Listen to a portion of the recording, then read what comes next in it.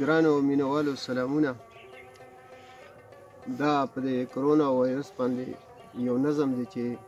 کرونا وایرس حکومت په خوړو د ټوله نړۍ هر یو ریاست په خوړو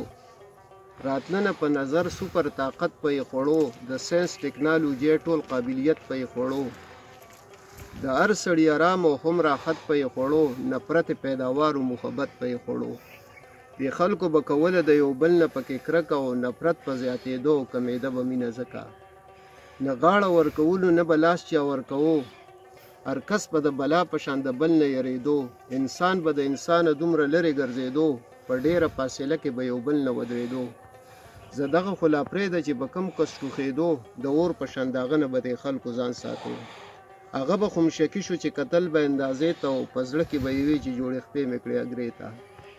بازار کې ښه ښکاره مخ زنانه به ګرځېدله بورقه خو پرېږدوه نیلو پټه مخ ته نیوله قسم دی که پروا یې د حیا پکې ساتله چې کله دا وبا په دې دنیا را خورېدله بیا ښځې خو پرېږده چې نارینه پرده کوله د پوزې سره یې خوله به په څادر کې پټوله د کوره راوتل له ساجب مسلماني ده او ملګرو خفه نه شي هغه د ډب مسلماني ده په هر وطن کې بندې د حجونو داخلې شوې همدغه شانته بندې مسلمان باندې عمرې شوې لږ سوچ وکړه چې ولې ته رامنې د کعبې شوې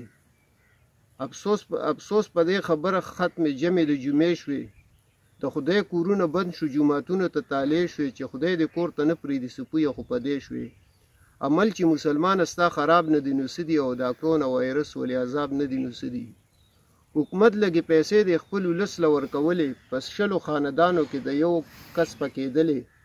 د هر خاندان هر کس سمسې به لېږلې 15 نه تر 20 پورې روپۍ به یې خوړلې